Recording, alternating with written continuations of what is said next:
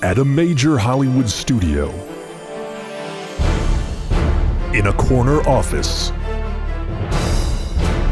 of Sub-Basement D, the development executives toil in obscurity to reboot it. It's us, Reboot It. Welcome back to our personal corner offices where we are braving the pandemic and bringing you high quality content. It is the golden age of intellectual property. So here in Hollywood, that means whether you like it or not, all of your favorite franchises will be rebooted. We are just here to try to do it better than anybody else can. Helping me out on that for today's episode on Super Mario Brothers, something very near and dear to my Italian heart, I have the Rebooted crew. First up, you know him from Hot Takes with Billy Business and a senior producer at Screen Junkies, Billy Business. I feel like such a fraud. I feel like one of those people that wears a Ramones shirt and couldn't tell you a single song. I just happen to have the Super Mario Brothers shirt, but I know maybe the basics. I know the characters. Maybe there's a story. I don't know. There's a story. We'll get into it. But so Billy, what was the last Super Mario Brothers game you played? Probably Mario 64 was the last one that I actually played. I've played Mario Karts since then, but in terms of just like Mario in his own world, it was 64. Interesting. Mario Kart's an interesting one because I feel like Mario has shown up in a lot of other contexts other than just the Mushroom Kingdom, and I feel like that could be worked into this movie in a fun way. I'm down for Mario Kart all day, every day. Fast and Furious with Mario, sign me up. Nice. All right, next up, you know him as one of the co-hosts of the Nerd Goat podcast. You see him on Screen Junkies Universe, Mr. Ed Greer. Hey guys, I'm happy to hop on into this episode, and I am on mushrooms, so I mean I think I'm pretty on brand. And your balls are on fire too. Wow, trifecta. Why don't you put them out with your mouth? But yeah, I didn't. Bill, I must confess, I'm much like Billy.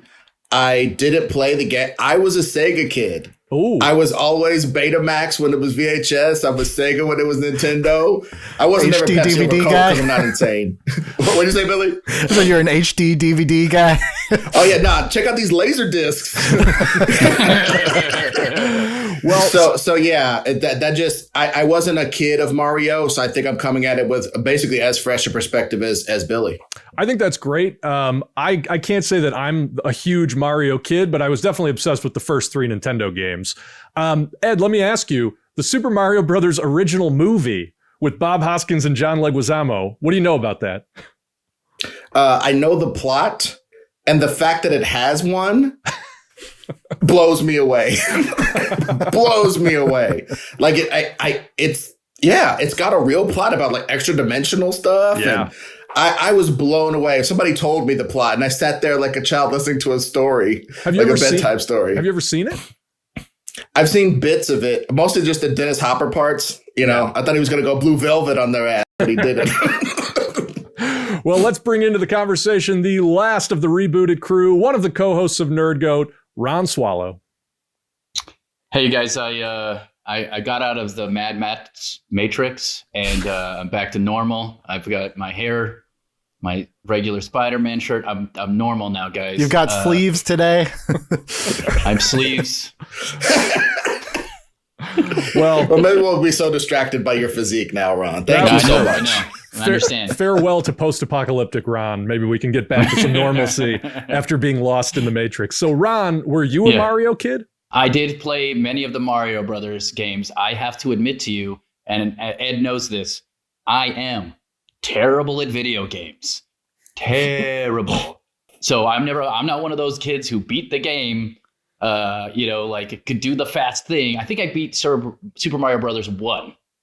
But 2 and 3, I didn't even get close. Although I really loved playing 3 just because it was a blast. The part where you got to fly, you turn into a weird raccoon and all those different suits. That was awesome. Yeah, that was fun. So, I and as far as the movie goes, no fucking clue. Really? Sorry about the cussing. You never saw it? Never seen it. I've seen a clip or two, and I've seen more people making fun of the accent in it than the actual movie itself. Well, let's get into it a little bit. I'll give the broad strokes, and we can always refer to Wikipedia if we need more details. So Mario, as a character, was created to be the mascot of Nintendo by the Japanese firm that created Nintendo. And he first appeared in the Donkey Kong arcade game. And this might get lost to some people who aren't deep into the Mario lore, but originally Mario, his first video game was Donkey Kong. He was trying to rescue Princess Peach from that overgrown ape. He was a huge success, and they ended up spinning him off into the Mario Brothers video game, where they invented Luigi, put them in the sewers under New York City, and set him up against some reptiles called the Koopas. That then became a huge worldwide runaway success. Multiple sequels started. Super Mario Brothers, I think, was the first Nintendo-specific game, because the rest of them started as arcade games. Super Mario Brothers is the one where he jumps up and hits the coins with the top of his head, eats the flour, makes him spit fireballs, etc. I thought someone said he's actually hitting it with something. Like you just can't tell, but it's like a hammer or something, right? Maybe no, I think it's his little hand. I mean, he jumps up and is puts Mario his little just hand. always concussed? Like, is this all just a fever dream of Mario? I talk like this because I hit my head. Hey, listen, we can get into it with this reboot. But just to talk about the first adaptation of Mario. So the Super Mario Brothers is this worldwide success, and we've got these two Italian plumbers from New York who are going into the Mushroom Kingdom to rescue Princess Peach from Bowser, King Koopa. And they make an adaptation in the early 90s starring Bob Hoskins and John Leguizamo as Mario and Luigi. Really nice casting, with Dennis Hopper at the height of his powers playing King Koopa. And this stuff is weird. Just deeply, deeply weird. The plot, as Ed was referring to, is actually not bad. The idea is that the meteor that hit the Earth and killed the dinosaurs actually splintered our dimension into two, and the dinosaurs continued to evolve into humanoids in the parallel dimension. And so the Mushroom Kingdom, which was very much of fantasy land in the video games, became a cyberpunk post-apocalyptic wasteland, and Mario and Luigi get there through the sewers, and there's gross mushrooms and fungus growing over everything. The Koopas are actually... Well, they refer to the Koopas as Goombas, which are different things in the game. And then they're like these weird overgrown lizards with little tiny heads like the shrunken head guy in Beetlejuice. It's bonkers. It's absolutely bonkers. It's weird. It's like they took every trope and iconography of Super Mario Brothers and decided, nope, not doing that. Like everything is just the weirdest John Peters version of what you can do with Super Mario Brothers. No, and that's true. And the other thing to bring up, though, is that Mario was adapted for television, voiced, and actually played in wraparound segments by Captain Lou Albano, which was a very faithful adaptation of the Super Mario Brothers world. It's just not often remembered, except for Captain Lou Albano and the giant wig and mustache and all that. I missed that. I was watching Knight Rider, I guess. I definitely watched those cartoons on like Fox, like really early on like Saturday morning. So I vaguely remember those, but you're right. The wraparounds I remember more than the actual cartoon. And I think most people would agree with you. But here's kind of where we're at. So Mario and Luigi, we all know, they're two Brooklyn plumbers. They're Italian guys from New York, and they get sucked into the Mushroom Kingdom through the pipes, where Princess Peach is literally being kidnapped every week by Bowser, who's king of the Koopas. The Koopas are sort of turtle, humanoid, mutated things. The Goombas are actually sentient mushrooms that are kind of evil and just waddle around all over the place. And in the Mushroom Kingdom, Mario and Luigi are constantly trying to rescue Princess Peach with the help of Toad, who is another sentient mushroom, but a good one. Yoshi, who is a cartoon dinosaur that Mario rides around like a horse. And then there's also Wario and Waluigi. And Wario and Waluigi are worth bringing up because they have become very integral to the Mario mythos. People love these guys. Yes, they have. Wario is basically just evil mustache twirling Mario with a jagged mustache instead of that full bushy upper lip. And then his partner Waluigi, who are kind of more contagonists than antagonists. Like they're more rivals to Mario, but not necessarily pure evil. Again, not very well defined, although they've made a lot of appearances. I'm sure there are people out there who are going to hate us for not being deeper into this lore, but that's kind of the pieces that we're working with. So I don't even know if it's worth it, but does anybody have an idea, given that none of us are deep in the Mario lore, what would people bring to this? What do people want to see out of a Mario movie? I think the fact that the only Mario adaptation that there has been in live action was subverting everything that you would think of with Mario. I kind of feel like people are expecting, if you ever try it again, you got to lean into the iconography. You got to lean into the lore this time instead of trying to reinvent it or grit it up and make it something different. It's like just 100% own it. Don't be embarrassed of what it is and make the best of what that world is. Because I feel like if you deliver another Super Mario and it's kind of Super Mario, but it doesn't really look like it, people are going to be like, again? You guys did it again? Ron, Ed? I think they need to break stuff with their head. If that doesn't happen, who is going to love this movie at all? It's necessary, I would say, in fact. What do you guys think? That's a great opening volley, Ron. That's fantastic. Look, me personally, I want we need to see his abilities. Ron is ironically right on point. We need to see Mario's abilities. We need to see all the various, like, something happens where he gets to throw fire. Something happens where he gets super speed. Something happens where he plumps up and gets super big. These are Mario of our movie understanding and giving in to the fact that he's in this world. It isn't just that, like, I'm Italian. I'm in a weird place. No, okay, I'm Italian. I'm in a weird place. That was the first 10, 20 minutes of the movie. Now it's time to whoop some ass and try to learn how to be here. I think people want to see that because that's what they do when they play the game. You start out as a little dude, doesn't quite understand it. You get the star, you get to this, you get to that. And these power-ups make you understand that you are part of this world now. You must deal with the fact that you're part of this world. So I think fans of the game want to see that, not just me. But I also want to find out, why are two plumbers the most qualified people in this strange world? Like, why are the heroes plumbers? That has to mean something, right? Because I don't even associate plumbers with Italians necessarily. Like, that's even a strange stereotype in itself. Well, that's because you're not from New York. No, it's like a Japanese person's stereotype of America, not quite understanding America's social strata, anymore. And they just go, Italians, they're workers, these guys are those guys, these guys are. Yeah, I think it's from an old handbook of American stereotypes. I mean, maybe it comes from something like they are forced into helping because they're the only people who can help. I don't know. They work on a castle. There were plumbers that normally live in New York. They go to work on some castle. And then, like, weird stuff happens and they have to save a princess. Like, it's something as simple as that, right? Yeah, so in the Mario franchise, the Mushroom Kingdom is a parallel dimension. So they got that right in the Super Mario Brothers movie.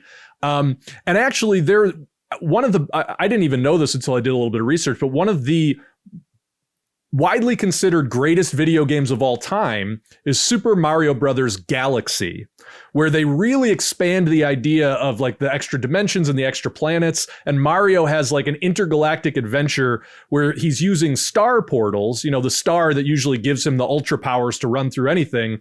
Those become portals where he can actually jump from planet to planet, dimension to dimension. And it's super big and cosmic. I don't know if we want to go there for our version of Mario in the first movie, but it gives us a place to go in the sequel. But just something to keep in mind that we are playing with extra dimensions. And so I don't know that Mario and Luigi are the most qualified. I think Ron's kind of got it. It's like they stumble into this world and all of the good people of this world are literally mushroom people. So they are just the softest, weakest, like they have no hope against these dinosaurs that are trying to conquer them. And so it becomes, well, sure, we'll help you out, get your princess. Yeah. And also I would like to say, this is very plainly, to me, I just want to put it out there. This is very plainly Flash Gordon. Oh. Very plainly, because this world is so weird that these plumbers' particular set of skills just happen to be what's necessary. You know what I mean? I think that's really interesting because, and plus regular human physiology, maybe that's why he can metabolize X and be able to jump high. X as in a variable, not the drug. Yeah.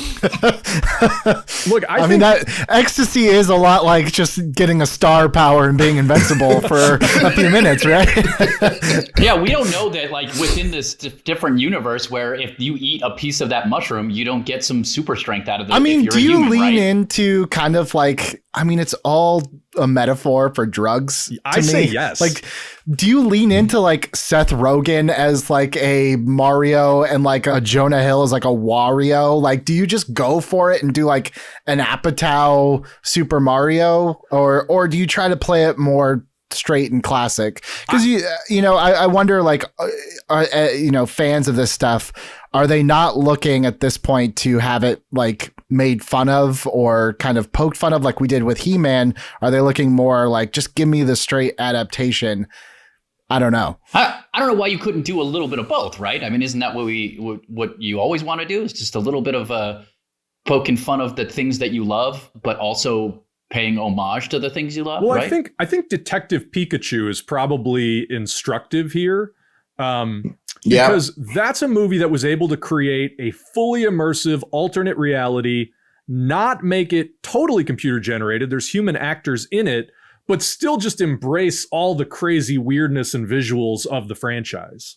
And I mean, maybe it's a question for us to tackle now. Do we want this to feel like Sonic? Do we want this to feel like Detective Pikachu? Or do we want this to feel even more trippy, like you're on mushrooms, even bigger, crazier world than that? Well, I mean, having seen Sonic and, full disclosure, I think a couple of us are personal friends with the guys who wrote the Sonic movie. Sonic's whole thing was, you got to do a Sonic movie, but you can't go to that world. You can't spend a bunch of time in that world because it's too damn expensive. I don't think we should put that restriction on ourselves. I think we do a classic. It's Wizard of Oz and Flash Gordon. Yeah. I don't think we should complicate it more than that. You know what I mean? I agree. Yeah, I almost want us to talk about the visuals and like the approach to the visuals before we even tell the story, because I think you're right on it. I think the story is very straightforward, but I think what we really need to nail is like, what does this world look like? Is this just a fully animated feature, or are we casting real people and putting them in a totally CG world? Like, what do you think this looks and feels like? I almost kind of wonder if you go like the Speed Racer route, where it is CG, but it looks almost anime in the way that it's done, and just very kinetic and frenetic. I also was just thinking, like, there are so many different versions and variations of Mario. Like, I remember probably the first Mario game I played was Dr. Mario, which was just like Tetris, but he's just giving you pills. Like, I wonder if there's I kid you not, it's a strange game. Yeah, that's exactly like, what I just wonder, like, when I think of Mario, a lot of the iconography that I think of now, I'm like, I don't know if that's straight up Mario. Like, I would love to somehow find a way to put like Rainbow Road in there, because when I think of Mario, I think of Rainbow Road. Like, is there a way to just go through the whole, make it like a 90-minute love letter to all things Mario? And I think I'm kind of with you, where it's like, I'm not saying the story's secondary, but it is very simple, you know? Well, I mean, this could be a very simple quest story too. Like, as much as people are annoyed at the woohoo of the pod racing for the Phantom Menace, I don't know why we couldn't have a scene where Mario and Luigi have to try to win a race, and they're on the Rainbow Road to get something out of it. You know what I mean? To get a power up or whatever, to be able to go and do the next part of the quest, right? I mean, there's no reason we couldn't have all that really fun stuff that we've all loved from the different Mario games part of the plot, so we're paying homage to it, and also make it funny. Like, there's no reason. The only thing I'll say, though, is at least the early games really relied on the damsel in distress, and I don't know how well that plays now. Oh, well, this is what I was going to say to that. I've been thinking about that because everything you guys are saying is right. So my computer was going, that's all right. So think of some other stuff. And so what you're saying is right. I think one of the first things that should happen, and again, not trying to get too story into it, but like, if we're talking about going to do the different aspects of Mario history, I think the very first thing that happens is, in that super world, is that he rescues Princess Peach from a big ape and maybe turns that ape into a buddy that can help him get to the other him and Peach to the other section of the adventure. And then from that point, it's him and Peach and arguably Luigi or whatever we want to put in there. But him and Peach doing the adventures, having some fun, doing some stuff. So that we rescue the princess like everybody wants, but then she gets to participate as well. Yeah. Because she gets to participate in the racing and stuff, so, and the Smash Makes Bros. lots of sense. I think going back to the original Mario games, so Princess Peach is a playable character in Super Mario Brothers 2. She's just on the adventure with them. And then in Super Mario Brothers 3, I mean, maybe that is the loose sketch of the plot, because in Super Mario Brothers 3, all of the rulers of like the 7 or 8 kingdoms in the mushroom world have all been turned into animals by these magic wands. And so Mario has to go out and defeat all of King Koopa's lieutenants to reclaim the magic wands for Princess Peach so she can use the magic to restore all the rightful rulers of the kingdoms. There's something to that. I mean, it's a nice, easy, to Ron's point, it's a nice, easy quest. Are Peach and Daisy the same person, or are those two different people? They are two different people, but vaguely. So Princess Peach,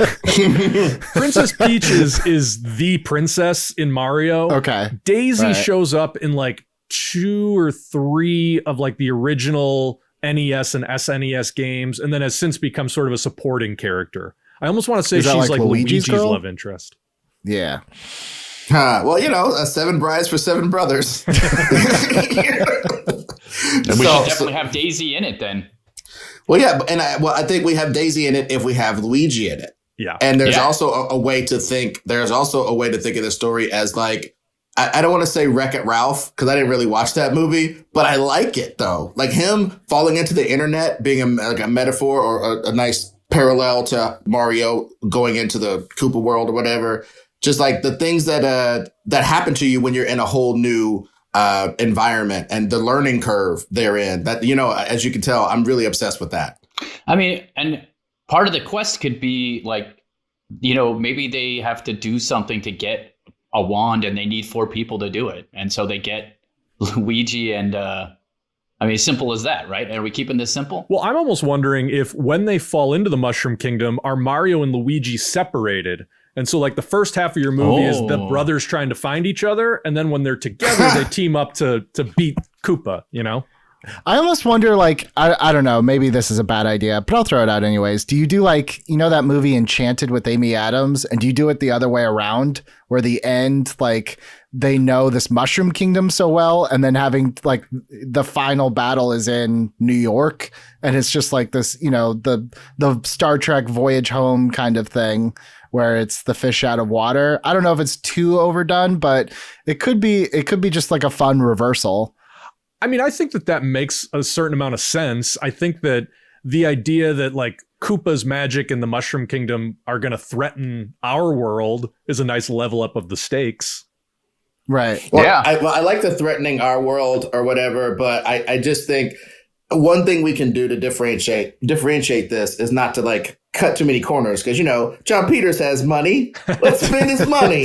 He's got us working over the quarantine. Let's spend his money, dude. So I would love for us to see a normal world of working on pipes and stuff, and Luigi and them and their this big job at a castle or whatever. Ron, I love what you said. Like big job at a weird castle. Like, hey, who says we can do? Did castles have plumbing? And they're just like, why would we be doing this? And then I also was just thinking some weird scene where like inside the pipes is when you're reaching your arm down in the pipes and you touch the star portal and you go through the pipes into the world, and then Luigi goes, "Hey, where's my brother?" And he puts, I don't know why they sound like Three Stooges characters. I'm so sorry.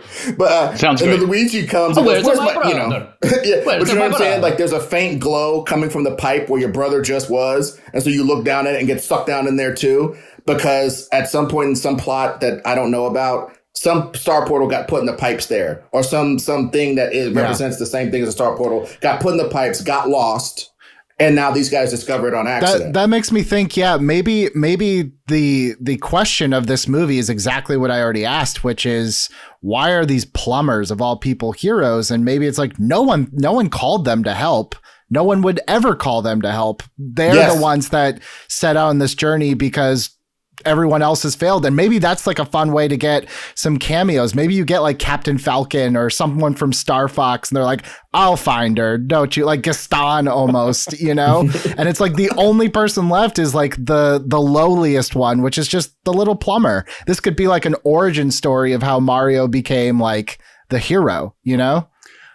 I think that works. Building on what Ed was saying just about like the beginning of the movie, what if they answer a plumbing call at a weird castle, or it's like a mansion in the Catskills, something outside New York because they're from New York. And randomly there is a giant gorilla with a princess in the house, right? So it's like they discover weird stuff with the plumbing. Then they hear screaming. It turns out there's a giant gorilla with a princess. They're just like, what is going on? But they manage to jump over the barrels he's throwing, get to the princess. And then she grabs Mario and drags him into a portal. And Luigi's standing there going, what just happened? And then he tries to follow, and then they're split up, and now everybody's in the Mushroom Kingdom, and it's like, what is even going on here? And then it just as a way to jump into the action with like complete confusion on the part of the heroes, right? I think that's kind of interesting. Yeah, I like that. I think that could be really fun for the audience to kind of get into it. No!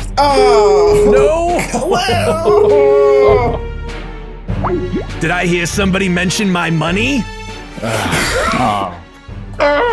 I've got ears like a hawk. Ears like a hawk when it comes to my dollar bills. And gentlemen, let me tell you something. This Super Mario Brothers movie is going to make me so many dollar bills. Here's the thing. Super Mario, they did it once and I loved it. It was great, that first movie. I don't know how we're gonna do better. This is sort of like another Matrix situation. How are we gonna top that first movie?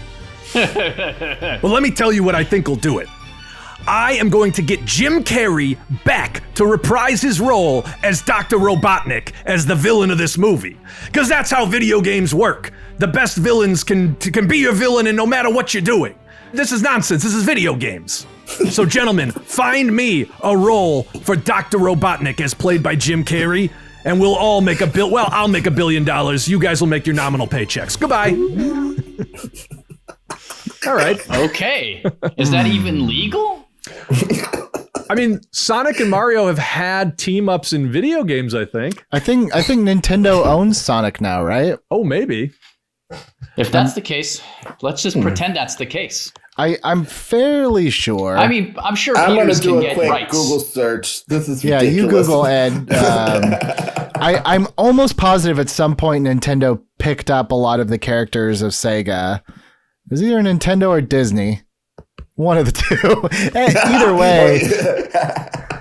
Well, dude, I also think that there isn't any. I think maybe this is an esoteric reference, but back in the days, Spawn had an issue where a bunch of hands were reaching out of a closed gate, and they represented characters that were owned by major comic companies that would never be reunited with their rightful creators. They were in prison. So maybe we can flip something like that with Dr. Robotnik, be like a nice cameo, but he's locked away from this world because of legalities. Like he can't, you know what I mean? Some sort of parody of him. I think the key is maybe in the multiple dimensions. Like if in their quest to get to wherever they need to go, it's like the Mushroom Kingdom is just one of many different sort of magical lands, and one of them is where Robotnik ends up at the end of the Sonic movie. You know what I mean? It's like they get spit out into this weird dimension, and there's just this crazy guy with the weird hair and the weird mustache. And I believe there's a bunch of mushrooms there, so... Oh, that's true. This could work out perfectly. So maybe let's take a step back, and I want to get into the visuals and everything, but we mentioned early on, do you lean into like the drug trip of this movie? And my inclination is to say, yeah, you absolutely do. But I think part of that question is like, what is the movie about? What is the heart of this movie? What is the theme of this movie? And, you know, obviously there's a brother story. Obviously there's a little guy, a working class guy, you know, being the one to save royalty. Is there anything else that, you know, we might want to put on top of it? What do we want to build the movie around? I would like to say one thing. Every time there's brothers, and I don't have any brothers, so I ate them in the womb. But this is every canon, time by there's the way. every time there's brothers, there seems to be the brother that thinks the other one is kind of messing up. It doesn't have to be super, huge, but there's always like, my brother, he'd be so great if he would just X, And whether it's Luigi to Mario or Mario to Luigi, I really don't care. But I think they're being tension a little bit with the brothers. Maybe let's say it's Luigi that's messing up. It's like, you wouldn't even have to be going on these plumbing runs with me if you would just practice your mathematics or whatever. Do you go to school with my cousin Vinny and get smart? Or now he's from Boston. But the bottom line is, maybe Luigi. Look, I saw you solve those problems on the chalkboard when you were mopping the ground. I know.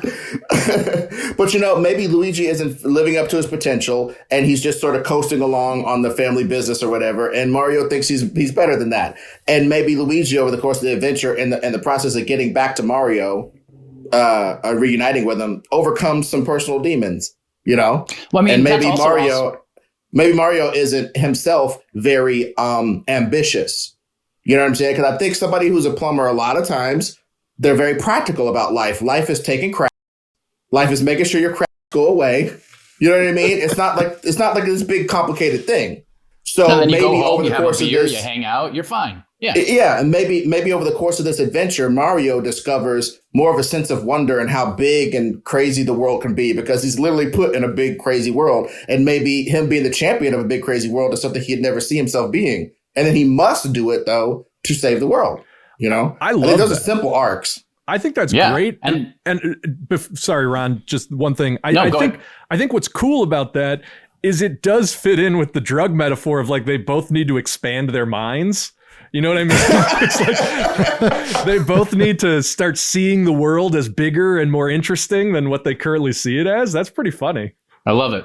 That's super fun. I also would love to, because this is great, because then they can both have an arc where Mario realizes he's more than just the guy who's the plumber, and Luigi realizes he doesn't have to rely on his brother and his family.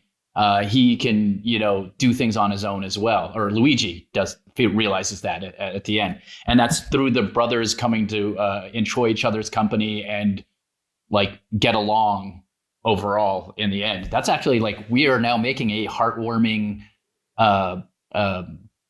Pixel. What is the company that makes all the great Pixar type of thing right now? I definitely don't want to make pixels. Let's stop that there. So sorry, guys. We are not making pixels. I apologize for that immediately. There's almost a Lord of the Rings quality to what we're talking about, where if Mario is just a working class guy who never saw any big future for himself, like, I'm just going to unclog the drains. That's what I do, and that's what I'll do until I die. I mean, there's something kind of heartwarming. It's like he goes on this grand quest, and then the whole kingdom celebrates him. It's sort of like Frodo and Sam at the end of The Lord of the Rings.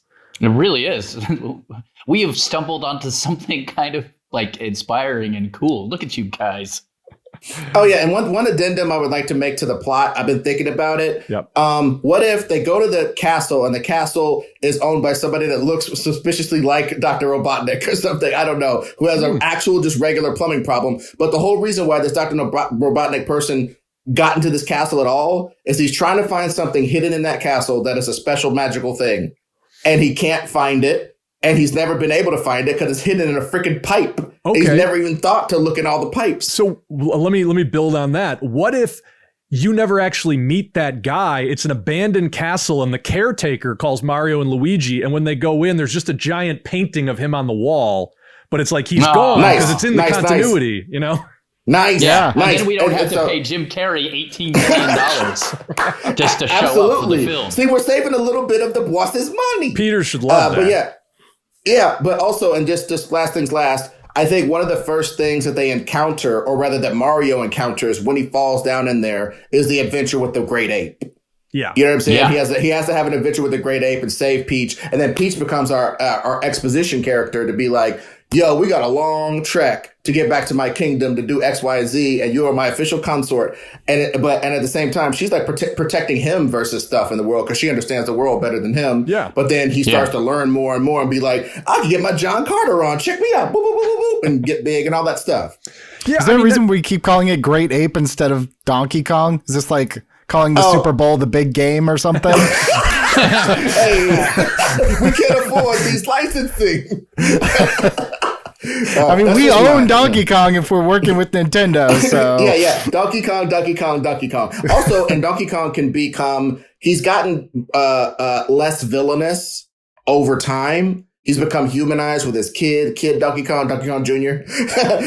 And so I keep calling him these Hydrox ass. You mean his kid Great Ape? Yeah, exactly. So all I'm saying is like he can start out as sort of a villain and for this beginning part, but then later become an ally or something. And I got it. Okay, here's what it is. Dr. Robotnik in his castle had a pet monkey. The pet monkey found some enchanted mushrooms because he got into the walls because nobody had been there to feed him or anything. Gets into the walls, eats the enchanted mushrooms, grows because that's what the enchanted mushrooms do to you. Becomes Donkey Kong. Princess Peach comes through the portal looking for help because all the magical rulers have been turned into animals. Donkey Kong grabs her because he's just there running wild in the castle. And so that's the first thing. So Mario defeats him, but then the mushroom wears off, and now he just becomes a companion when Princess Peach takes him through the portal to be like, you can help me, let's go. And also that means we get a monkey in our film, and Absolutely. I always like a monkey in a film. And I'll just reiterate, I like the idea that like Mario gets dragged in by Princess Peach because then it could leave Luigi there being like, what's going on? And so now Luigi, who we set up to Ron's point as being like a guy who was maybe contentious with his family and needs to learn to get along. It's like, now what do I do? Oh, screw it. I'm going after him. And he jumps in, but it's sort of like the Rainbow Bridge in Thor Ragnarok where they get dumped out in different places.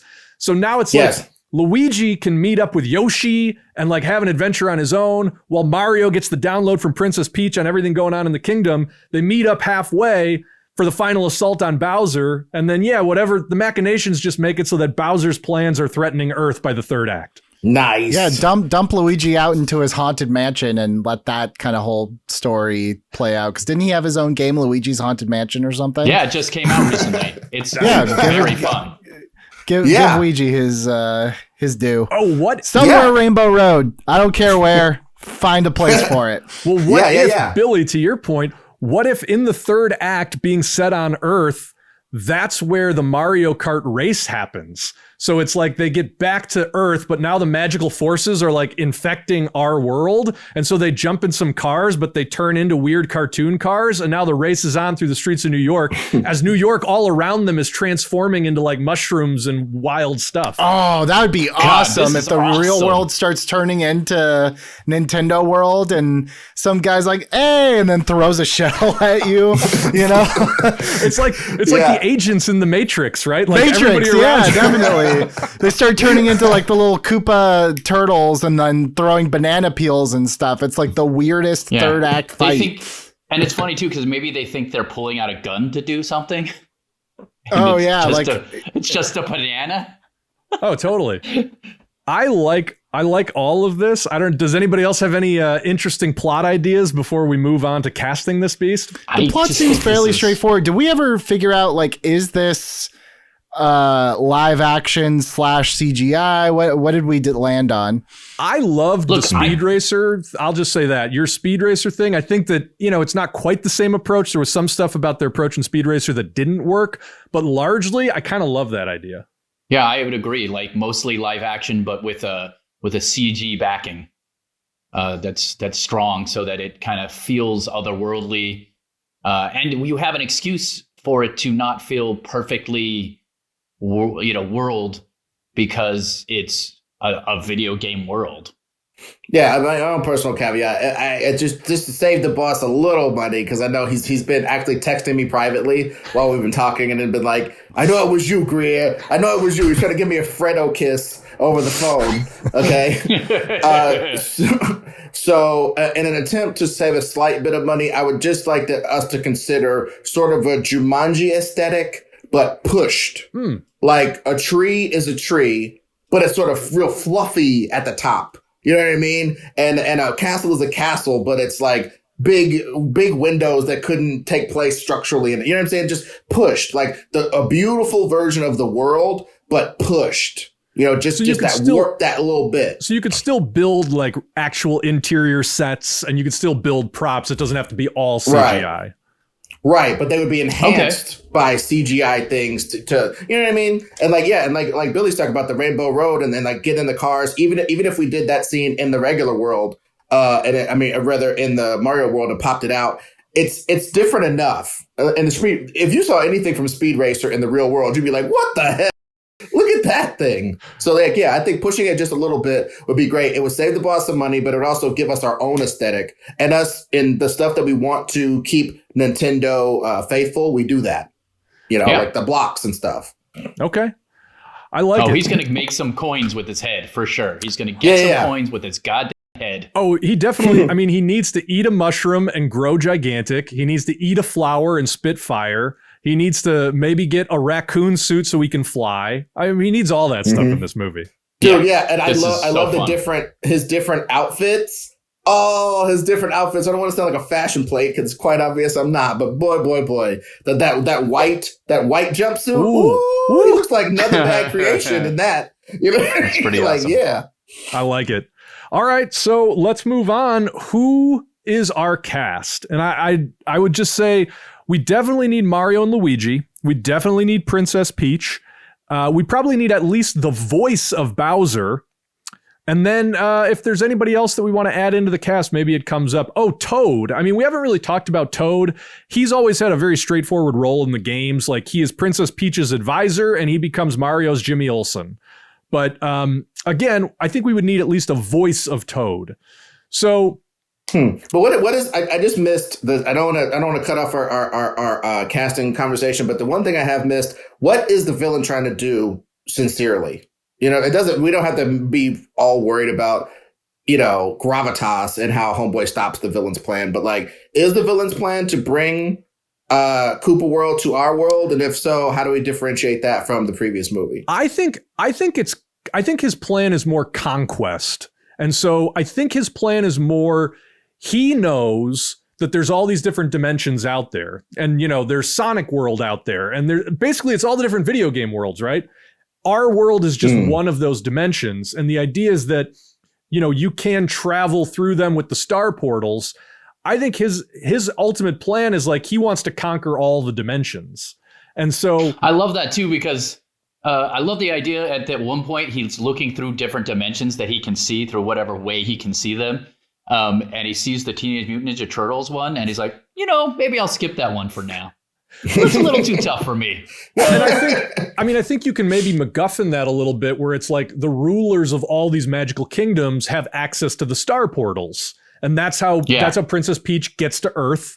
And so if he can take control of the kingdoms and the castles, which was always a big thing in the games, is like he wanted to control those castles. Then he can get access to all those hidden star portals, and that's kind of his thing. Okay. That's great. There you go. That's awesome. All I needed, baby. Thank you. Awesome. Well, since we're going to go to casting now, I think it's pretty clear that Luigi has to be Tom Holland. I didn't get to do it last time, guys. I didn't get to do it last time. God. And I was very sad that I didn't get to suggest him for the Matrix lead. God. It's fine. My God. Tom Holland. He would be a great Luigi. First of all, you need somebody who can at least pass as Italian American. I mean, at least pass. Like, I will have no Italian erasure. Fair enough. So Al Pacino is Luigi. Fine. Dude, I would love to see Al Pacino trying to jump at all. I think Al Pacino could be a great Bowser if it was just a voice. Oh, that'd be amazing, actually. That actually would be great. Woo! That's pretty hot, man, because he could do the, I'm a fan of man. I'm going to eat him. I kind of love that. I do too. Bowsercino. It's like the only crazier suggestion than Dennis Hopper. This thing is so damn Italian. Even Bowser's Italian. Sounds good to me. You know what would be amazing, actually, is if in the setup between Mario and Luigi, we establish that they have kind of like a cold, distant jerk father. And it's Pacino, but he only needs to play like one or two scenes in the real world, but then he goes on to play the voice of Bowser. That could be kind of cool. Oh, kind of like a Captain Hook thing? Yeah. Where It's what is he? He plays the father normally, right? Traditionally, and then later he's Captain Hook in Neverland, right? Yeah. Yeah. Yeah. Yep. That's awesome. And it makes it very clear the metaphor that Luigi and Mario are conquering past demons. They're conquering their father's lack of expectations. They're conquering so many things in this adventure. You guys, I don't like the idea that you're making Super Mario Brothers deep and meaningful. I don't approve of this. What if they're all networked together in one collective conscious mind? No, I'm just kidding. We're back to the Matrix. No. Dude, the pipes lead down into the Matrix. and it's just Wario and leather jacket be like, yeah. So I think Mario and Luigi is kind of a tough casting choice because first of all, you need people who can rock those mustaches. Very much so. And number two, like, I don't quite know their ages because I feel like they need to feel old enough that they're kind of world weary, but not so old that they feel old because this is still a movie for kids. It's got to be 30s-ish, right? Maybe late 30s. It's weird. Yeah. Bob Hoskins was such an amazing piece of casting in that original one. Well, dude, really guys, I just did a cursory Google search of Italian actors. Can we as a society let someone Italian under 5,000 years old become an actor? I Googled the exact same thing, and it's all like 60 and above. That's so wild. My God. Dean Martin is on this list. Can you relax? Can you relax? You should put who are alive. I mean, Jesus. Oh, and the funny thing is, dude, Frank Vincent, the guy who played in Casino and Goodfellas, stuff like that, he's on this list with like John Turturro and Joe Pesci. And then they got freaking, oh my God. Anyway, I'm sorry. They got the Who's the Boss guy in here. Stop Tony it. Danza. All Italian actors are not created equal. Oh my God. So listen, so obviously we have Mario be Sylvester Stallone. And then Luigi will be Michael Imperioli for the Sopranos. Okay, let's get serious. What are we gonna do? I mean, look, I'm fine with it not being an actual Italian actor. I was joking around before because obviously that is going to be tough. There's also something to be said. I mean, he might be too beefy, but I feel like he doesn't always play beefy, like a Zac Efron as Mario. I thought about that. And then I was thinking more along the lines of, and he's probably too old, but it could like just taking in a completely different direction. What about like a Will Ferrell or a John C. Reilly's too close to Wreck-It Ralph, but like a Will Ferrell or someone who's just schlubby, who's not heroic looking, you know? I was trying to think of like character actors. Somebody said Jonah Hill earlier, and I said Jonah Hill earlier for Wario. Oh yeah, but he could be a Mario, or you could do a kind of a body swap and have a bigger Luigi and like a skinnier Mario if you wanted. Well, I think Mario's always. The biggest thing between them is the height. Like Mario is a little bit stockier, but he isn't necessarily a fat dude. Like he could be. It doesn't really matter. Right. But yeah, he's a mesomorph or whatever. Leave him alone. Yeah, you know, we were talking about this having the tone of like a Judd Apatow movie, and so my mind is sort of wrapped up in his usual cast of characters. Like, honestly, Christopher Mintz-Plasse, McLovin, could be a good Luigi. Oh yeah. Wow.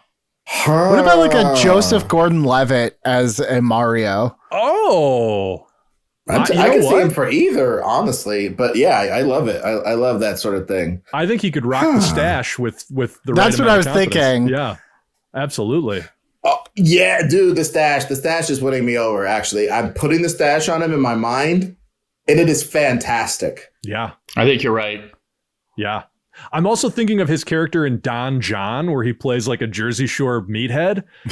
Right, yeah. And like, yes, a variation on that could be pretty good. I actually kind of think, speaking of Don John, that Scarlett Johansson would make a great Peach. Absolutely. That'd be awesome. Ironically, not the only time that sentence has been uttered.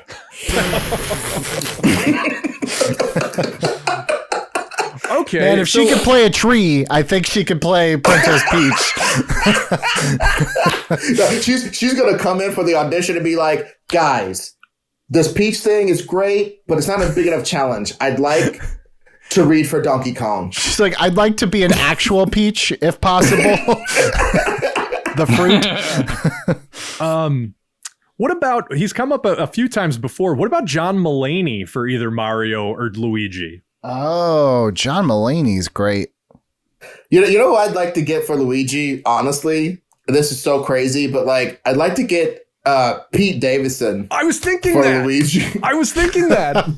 Dude, I can totally see him as energy? like the F up brother, you know? Well, what about Pete Davidson as Luigi, but Joseph Gordon-Levitt as Mario? Like, Joseph Gordon-Levitt brings the acting chops and Pete Davidson brings like the weird personality. It's kind of a nice... I also kind of buy very little, but I do kind of buy that they'd be brothers, you know? Yeah. Okay. With Al Pacino as their abusive dad. I love it. And I would love to see, I just want to do some tests of Levitt in a fat suit. I just want to do it. He gained the weight, they don't dude. go. Yeah, maybe they don't go. Or dude, if Robert De Niro in Raging Bull fats himself up for this movie. He's going to Christian Bale himself. That'd be insane. I love it. Hey, why'd you gain all this? Why'd you gain 60 pounds? I got a deep role in the upcoming movie. I can't talk too much about it, but when it comes out, you'll be surprised. It's from a beloved property that people take very seriously. Hey, by the way, John Mulaney should be the voice of Toad. Oh, that's a great choice. That is a great choice. Or Yoshi, yeah, either one. Does Yoshi talk? Does Yoshi talk? I don't know. Nobody knows. I mean, it's our movie. I suppose we could make him talk if we wanted to. Sure. Well, Yoshi should be Seth Rogen. Yes. Oh, yeah. Yoshi, Seth Rogen is great. I was going to make some dumb joke about it being Vin Diesel because he's used to not talking. No, he can play Donkey Kong. Vin Diesel as Donkey Kong is amazing, dude. Yeah, oh, Vin Diesel yeah, as Donkey for Kong. sure. Yep. Okay, we've cast the hell out of this thing. So we've got Joseph Gordon-Levitt and Pete Davidson as Mario and Luigi. We've got Al Pacino as Bowser. We've got Scarlett Johansson keeping it all together as Princess Peach. We've got John Mulaney as the voice of Toad. We've got Seth Rogen as the voice of Yoshi. We've got Vin Diesel as the voice of Donkey Kong. Cast. We're done. Nice. We're going to save Wario and Waluigi for the sequel. The last question is, who's putting it together? Who directs? I liked what Billy said earlier. Judd Apatow. I think that's a great idea. I don't know if he's got the visual chops for a movie like this. Yeah, I want to that's a good look for some point. visual stylists who have also done something that has some good acting, like a movie, dude. I want, if Christopher Nolan wasn't boring, like the new Christopher Nolan that isn't boring, the one that's just like, yo, I'll take you to these crazy worlds, but I'll ground it somehow guy. You know what I mean? I think that'd be awesome, but like not him, obviously. I think I've offered this name up before on a different episode, and we may have actually taken it, but what about Scott Derrickson? Now that he's free from Doctor Strange, we know he can handle those like crazy visuals, but still keep a story going in the midst of them. I love that idea. I don't mind that at all. I just wonder if there's a weirder choice, like somebody who feels like they would deliver on like the drug-induced trippiness even more. I mean, it's Derrickson did who's it. the guy who did Pan's Labyrinth? Guillermo del Toro? Guillermo del Toro doing Super Mario. You know what? It's just crazy enough to work. I mean, yeah. I mean, that's This is like the weirdest Mad Libs movie I've ever heard.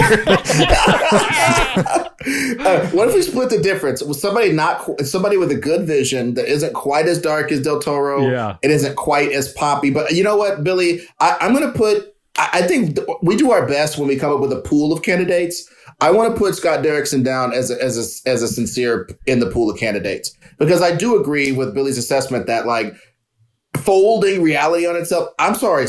Scott Derrickson's version of a city folding on people and different like that was more interesting to me than Christopher Nolan's version of that in Inception. It was more visually interesting and it was more convincing. And I think he did it for less money. Yeah. Or here's another kind of outside the box. He hasn't done a comedy, but that's not to say that he couldn't. Alex Garland. He did Annihilation. He did Ex Machina. I kind of feel like with Annihilation, there's definitely some visual cues that feel almost video game-ish, maybe in a more serious way. He's so contemplative. Like, he's so slow moving. It's almost Kubrick-esque. That would be my only thing that, like, his sense of pacing, I feel like, just doesn't match this world. I mean, there's something interesting to the idea of throwing out the Wachowskis, who did Speed Racer, who definitely get a super frenetic pace. What about Guy Ritchie? Oh, he just did Aladdin too, which also, like, he clearly can do a visually effects-driven movie. Right.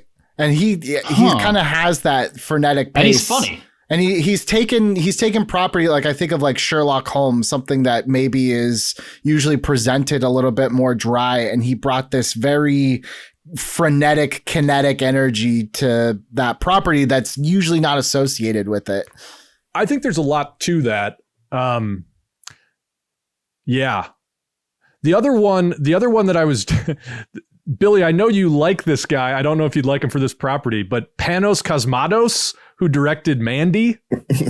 Oh, dude, I love that guy. Bonkers. But he's going to have Princess Peach get murdered in a sleeping bag, dude. I don't know, man. And he's going to put a lot of 80s visual grain on it and stuff. I don't know. All right, one last Hail Mary, and then I'll stop. What about Seth MacFarlane? Oh, dude. That's kind of interesting. That's really interesting. Bring in the Family Guy sensibilities. We know he can do bigger budget movies with Ted, and we just won't talk about the Western one. But he's definitely he can do the bigger numbers, the bigger sequences, and I do think that he has, say what you want about the quality of Family Guy, but I do think that he has a different sense of humor that might benefit this. I actually really agree with that, and I also think he has an underrated sense of heart. Like, I think that he has an earnestness and like a sense of heart to things in like The Orville, which is also really big on special effects. He was also an executive producer on Cosmos, which was a completely CGI production. Like, the dude understands sort of like heart, comedy, and big scale storytelling. That's a really good choice. And here's the crazy part. I know the people who do the effects on for Orville. So literally we could actually do that. Well, yeah. Call him up and get him to color my life. If you don't answer John Peters' phone call, you're not working in this town, man. I don't think you have to go back channels. He'll send that spider over to your house to correct you forthwith. But yeah, I'd say yes. Scott Derrickson and homeboy you just mentioned, fight it out with a pool cue. That's fine. Well, gentlemen, we have achieved Reboot. It's nice to be back on track after that Matrix episode. Oh my God, dude! Hey guys, we're not going to be perfect every time. Well, my girlfriend said that it takes away the drama if we never fail, and I don't agree with that. I'm sorry. Did I not? Your girlfriend, Miss Reiterator. Did I not say that exact whole sermon? No, but I have to listen to my girlfriend. I do not have to listen to you. Fair. Well, if you at home would like to listen to anybody else on the panel, you can listen to Billy Business on his podcast, Hot Takes with Billy Business. You can listen to Ed Greer and Ron Swallow on their podcast, Nerd Goat, which I produce. And of course, you can come back here next week for another Hot Hollywood Reboot. We are going to be tackling something a little bit different. We've kind of been in fantasy lands for a while, and we're going to move into something totally different. So come back next week. I hope you're enjoying season 2 of Reboot It, Quarantine Edition. It's going to continue. We hope you're staying safe. We hope that the pandemic hasn't affected your life too badly. And we hope that we're bringing you a little bit of joy as you're quarantined at home and trying to figure things out. So from the bottom of our hearts, thank you for watching. We will see you next week for more Reboot It.